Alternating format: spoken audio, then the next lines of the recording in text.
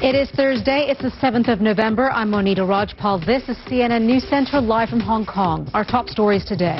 The strongest storm on the planet is barreling toward the central Philippines. Super Typhoon Haiyan is churning across the western Pacific with wind gusts reaching 335 kilometers an hour. It's as strong as a Category 5 hurricane. It's feared the super typhoon could hit a region of the Philippines that's still recovering from a deadly earthquake last month. Andrew Stevens is in Tacloban City in the Philippines. He joins us now. And Andrew, give us an idea of what you're experiencing right now. Well, we're about an estimated 11 hours or so from the typhoon making landfall. As well, do take care of yourself as the storm makes its way. Now, the Philippine Weather Agency is warning people to be prepared for possible flash floods and landslides. Meteorologist Mari Ramos is at the World Weather Center with more on this increasingly powerful storm. Mari?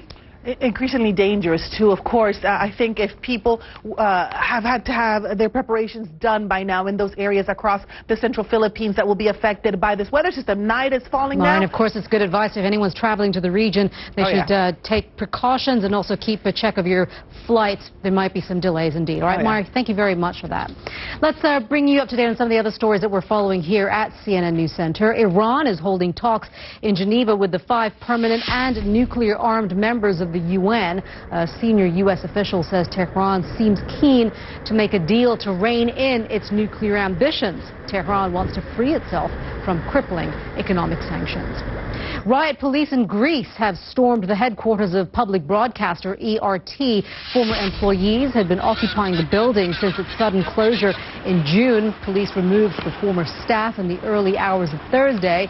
Since its closure, staff had been broadcasting online from the offices in Athens.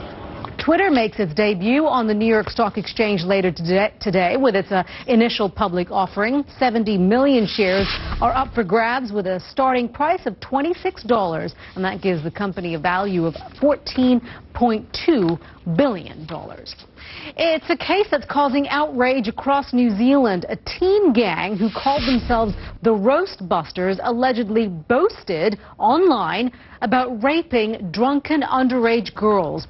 A new Amnesty International report is highly critical of oil giant Shell's operations in the Niger Delta. The report accuses Shell of serious deficiencies and abuses when it comes to reporting oil spills in the region. CNN News Center live from Hong Kong. Natural death or assassination? The results of new tests on Yasser Arafat's body. You're watching CNN News Center live from Hong Kong. I'm Monita Rajpal. Was Yasser Arafat poisoned? That's a question Swiss scientists have been trying to answer, and their findings have now been revealed. As first reported on news network Al Jazeera, the researchers say they discovered polonium in the Palestinian leader's body, tissue, and belongings, and that its presence moderately supports claims that Arafat was poisoned. Senior international correspondent Matthew Chance joins us now live from Ramallah. Matthew, they're using this word, this term, moderately poisoned. What do they mean? Well, it's a sort of scientific scale of certainty that they've... Matthew, thank you. Matthew Chancellor, live for us from Ramallah.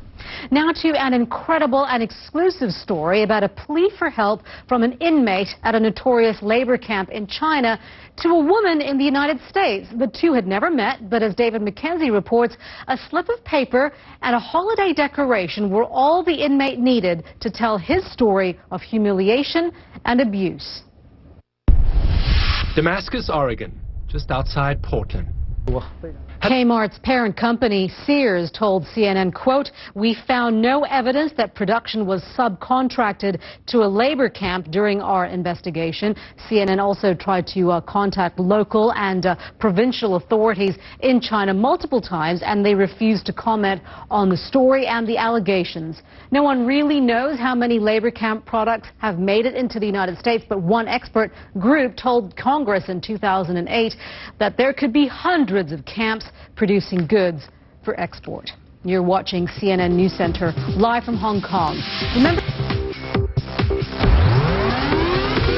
You're watching CNN News Center live from Hong Kong. It's a dangerous and delicate operation, and it's about to begin at the crippled Fukushima nuclear power plant in Japan. The operator, TEPCO, says it's to start removing 1,500 fuel rods from a damaged reactor building. Talks is one of just a small handful of journalists who've been given special access to the site, and she joins us now live from the nearby city of Iwaki. What did you see, Paula?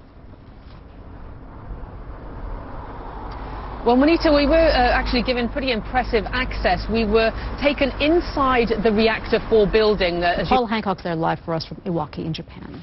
A team of scientists says that the chances of a big asteroid hitting Earth is much higher than they previously thought. You'll probably remember this terrifying moment in February. Now, here's something we definitely do want to see return to Earth. And we have liftoff of the Soyuz rocket. And inside this Soyuz rocket is the Olympic torch, which is heading to the International Space Station. Russia. You're watching CNN News Center. I'm Monita Rajpal at CNN Hong Kong. Thank you for joining us. I'll update you the news headlines in just a few minutes.